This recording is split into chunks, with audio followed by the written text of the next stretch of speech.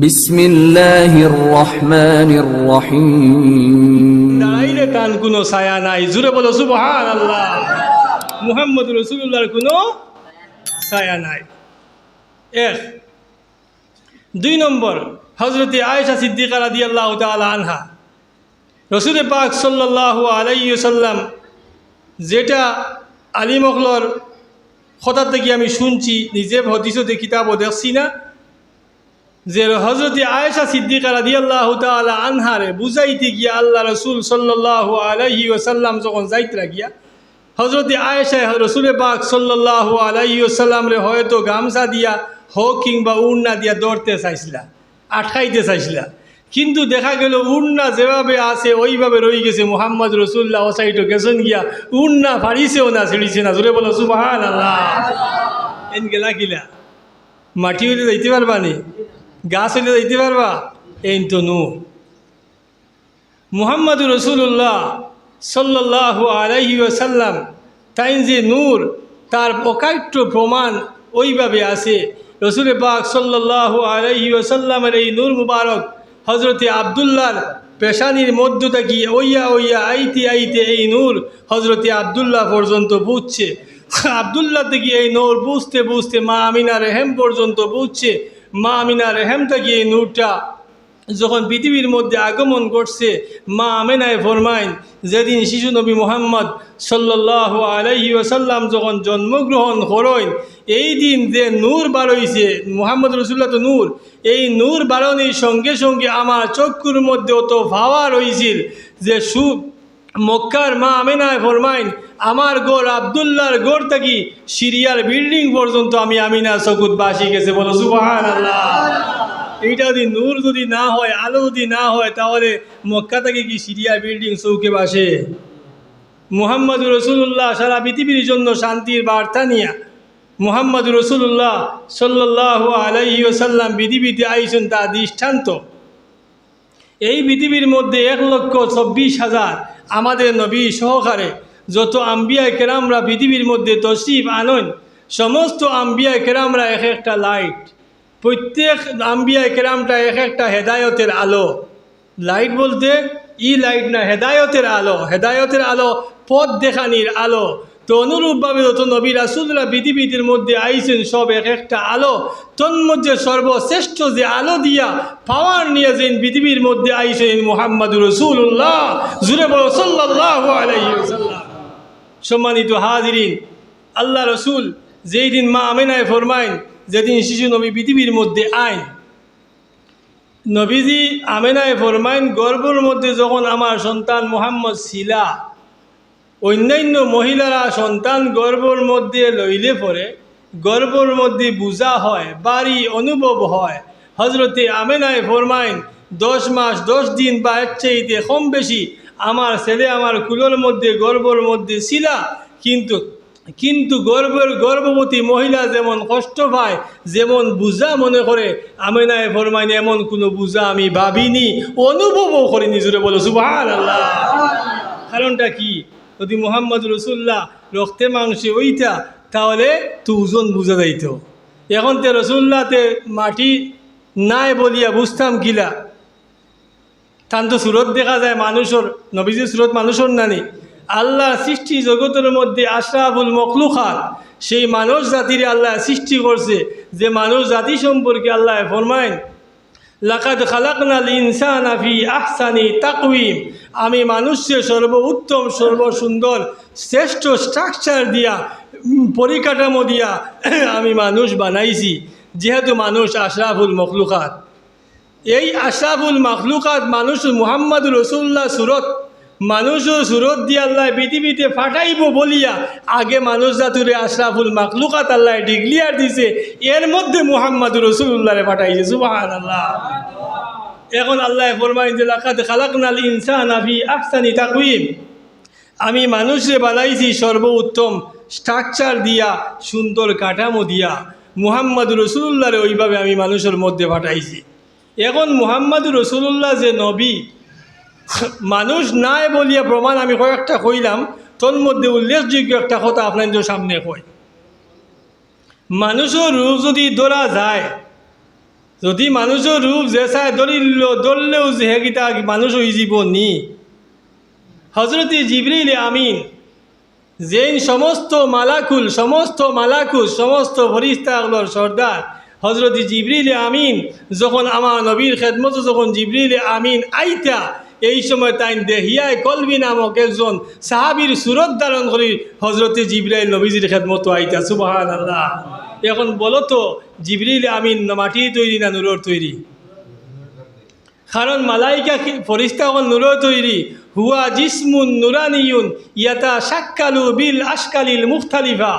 যে ফরিস্তা হল এমন ফরিস্তা যারা নূরের তৈরি, বিভিন্ন রূপ তারা ধারণ করতে পারে। তো অনুরূপভাবে জিবরিল আমিন দেহিয়ায় কলবির সুরতে মুহাম্মাদুর রাসূলুল্লাহর খেদমত যখন তশরিফ আনয়ন, তখন জিবরাইলকে দেখতে তো সাহাবী মানুষের মতো দেখা গেছে না? তো এই জিবরাইল যদি বারবার মানুষের সুরত দরিয়া রাসূলুল্লাহর খেদমত আইন, তাহলে এই মুহাম্মাদুর রাসূলুল্লাহরে আল্লাহ কি মানুষের সুরত দরাইয়া মানুষের মধ্যে দিতে পারে না? তো সম্মানিত হাজিরিন, দেহিয়ায় কলবির সুরতে হজরত জিবরিল আমিন বারবার নবীজির খেদমত তশরিফ আনছেন।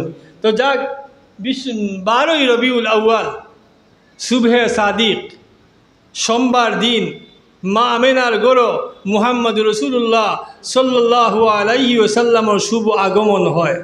যে গড়টা মা আমিনার যে গড়, মক্কা শরীফ যে গড়, এই গড়টা হলো পৃথিবীর মাঝখান।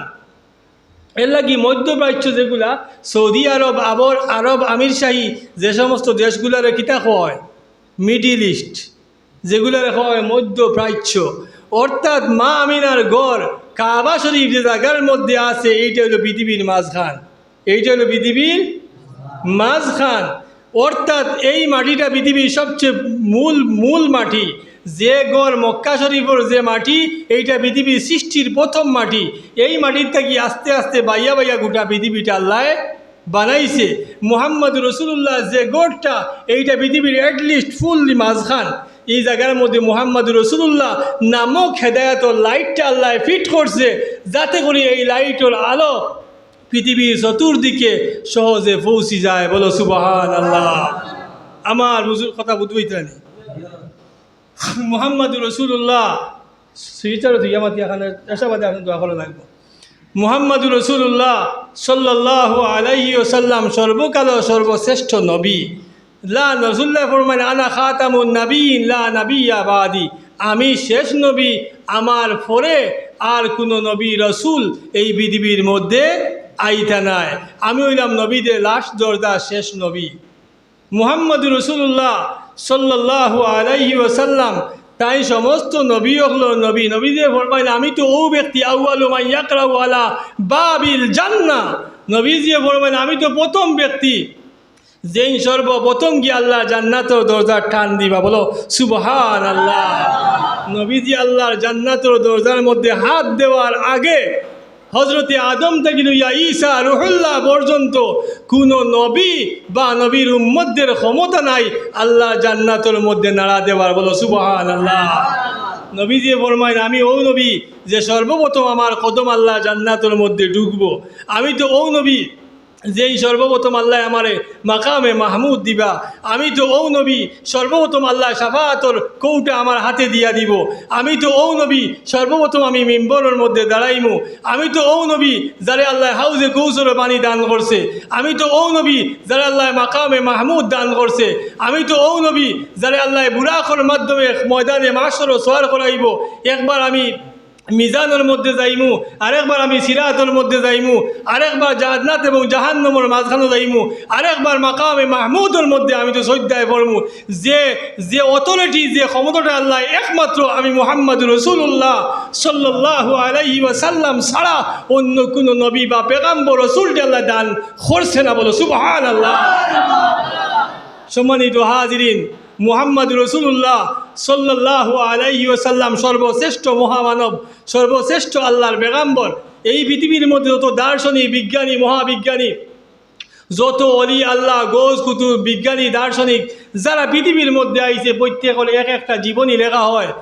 যত দার্শনিক মহাবিজ্ঞানী যত আম্বিয়া কেরামরা পৃথিবীর মধ্যে আগমন ঘটছে, সবর জীবনী যদি এক জায়গার মধ্যে রাখা হয় আর মুহাম্মদুর রাসূলুল্লাহর জীবনী, লিখিত জীবনী যদি আরেক জায়গার মধ্যে রাখা হয়, তাহলে সবর চাইতে মুহাম্মদুর সাল্লাল্লাহু আলাইহি ওয়াসাল্লামের জীবনী লেখার সংখ্যা পৃথিবীতে বেশি হইব। বলো সুবহানাল্লাহ। আমার বন্ধুগণ, আমরা বিভিন্ন অলি আল্লাহর কেরামত দেখলে আমরা বুজুর্গি ভাবি যে অলি অকল এরা কেরামত গীতা বলে এই সামান্য এক কইলা পানিত ফু দিছিলা যেন খাইতা 100 জন মানুষে খাইতা 200 জন 500 জনে, অর্থাৎ অলি আল্লাহ সহাইলে বালা মানুষ চইলে গীতা হয়, বরকত হয়। বলা জানে হঠাৎ দেখা যায় ও গাছের উপরে ফল একটু মনে করে কেউ আনিল, এটা গীতা বুঝা যায় অফারক। যেমন হজরতে ঈসা আলাইহিস সালামর মা হজরতে মরিয়ম যখন আরেক গণের মধ্যে বাইতুল মুকদ্দাসের এক রুমের মধ্যে বেতেলহাম জেরুজালেম এক রুমের মধ্যে বইয়া তাইন আল্লাহ বিল্লাহ কতরা, হজরতে জাকারিয়া গেলা গিয়া দেখলা যে তান গড়ের মধ্যে আধুনিক ফল, বেমৌসুমি ফল, যে ফলগুলি দুনিয়ার নাই, খাটল নাই দেখা যায় তান খাটলের মৌসুম নাই, দেখা যায় তান হুজরার মধ্যে খাটল। জিকাইলে এখন তো আঙ্গুরের মৌসুম নাই, তান হুজরার মধ্যে আঙ্গুর। ও জিকাইলা জাকারিয়া আন্না লাকি হাজা, ইগুলা ফল তোমার মোর কাছে বেমৌসুমি ফলগুলা আইলো কিলা? হজরতে মারিয়মে কইলা হুয়া মিন ইন্দি রাব্বি, এটা আমার আল্লাহর পক্ষ থাকি দেওয়া। যখন এই জায়গার থাকি হজরতে মরিয়ম যখন হরলা, আল্লাহ তো জান্নাতি খাবার আর দেন না, সংক্ষেপে আমি হইয়া যাইয়ার, তখন হজরতে মরিয়মে যে কোনো গাছের মধ্যে, খাজুরের গাছের মধ্যে উপাস থাকা অবস্থায় কইলা আল্লাহ আমারে রাখছো, আমি খাইতাম কিলা? আমি তো আঠিয়া গিয়ে খাবার জুকাও নাই, আমি তো গর্ভবতী, আমার তো আমার পেটের সন্তান হজরত ঈসা রুহুল্লাহ, বলতে আমি খাইতাম কিলা? ও আল্লাহ কইল হে মরিয়ম, এই যে খাজুর গাছ দেখলা, এই খাজুর গাছের মধ্যে গিয়া প্রতিদিন দাক্ষা মারিও, ফল থাকুক কিংবা না থাকুক, খাজুর গাছও ফল থাকুক কিংবা না থাকুক, হে মারিয়াম তুমি এ গাছের মধ্যে গিয়া দাক্ষা মারিও। হজরতে মরিয়মে প্রতিদিন সকালে গিয়া দাক্ষা মারন, দেখা যায় মাত্র নতুন ফল তলের মধ্যে জড়িয়া পড়ে। বড় সুবহানাল্লাহ। এই সমস্ত অলৌকিক যে সমস্ত জিনিসগুলা, এগুলার নাম হইল কেরামত, যেগুলো অলি আল্লাহর কাছ থেকে আয় না নি কথা মাত বুঝবই তো নি আপনারা, যেগুলা অলি আল্লাহর কাছ থেকে পাওয়া যায় অলৌকিক। তে এই যে অলৌকিক ঘটনা যেগুলা দেখা যায়, যেটা মানুষের পক্ষে সম্ভব নয়, এটা যদি কোনো ইমানদার ব্যক্তির কাছ থেকে আয় তাহলে এটার নাম হইল কেরামত। যদি এটা কোনো কাফির বিধর্মীর কাছ থেকে দেখা যায়, এটার নাম ইস্তেদরাজ। যদি এটা কোনো নবী রসুলের পক্ষ থেকে দেখা যায়, তাহলে এটার নাম হইল মুজিজা। এটার নাম কিটা? মুজিজা। যেমন আমি আপনাদের সংক্ষেপে দেখাই, একদিকে নবীর মর্যাদা বুঝি লিবা আর মর্যাদা চিনি লিবা। নবীজি এক সফর থাকি রওনা দিছেন, দেওয়ার সময় সামনে আইয়া এক জায়গার মধ্যে রসুল্লাহ তাবি গাড়ছেন সঙ্গে সাহাবাই কেরাম হল। হঠাৎ সাহাবাই কেরাম হলে ফরমাইন ইয়া রসুল্লাহ, আমরার মধ্যে তো খাবারের পানি নাই, অজুর পানি নাই, গুসলের পানি নাই। নবীজি ফরমাইন সাহাবিরা খেওরের মুশকর মধ্যে জগর মধ্যে কিছু পানি আসেনি। একজনে কইলা ইয়া রাসূলুল্লাহ, আমার মুশকের মধ্যে, আমার জগর মধ্যে বা পাত্রের মধ্যে তোরা পানি আছে। নবীজি কয় তাল তুমি জগবর্তী পানি আনো। সাহাবিয়ে সামান্য পানি আনছেন, বড় বাদিয়া বা কিতাও গৌ সময় মুশক হোক আনছেন। নবী পাক সাল্লাল্লাহু আলাইহি ওয়াসাল্লামে তান ডান হাতর 5 আঙ্গুলি ওইভাবে ওই পাত্রের মধ্যে রাখছেন, বড় পাত্রের মধ্যে রাখছেন। ইতি হাদিস শরীফ সাক্ষী, রসুল্লাহ সাল্লাল্লাহু আলাইহি ওয়াসাল্লামর আঙ্গুলের ফাঁক দিয়া ওইভাবে ঝর্ণার মতো পানি জড়িয়া পড়া আরম্ভ হয়েছে। বলো সুবহানাল্লাহ। এটা কোনো ছোটো কিতাবের কথা নাই, সিরতর কথা এবং এটা হাদিসের কথা। আমার বুজুর্গন হজরতে মুসা কালিমুল্লাহ, যার নাম শুনছেন না মুসা, কটা বাজে আন্না সময় হয়েছে, যাক হজরতে মুসা কালিমুল্লাহ তাইন কৌমে কইলা আমরা পানি দেও। তখন সম্মানিত হাজিরিন আজান হয়ে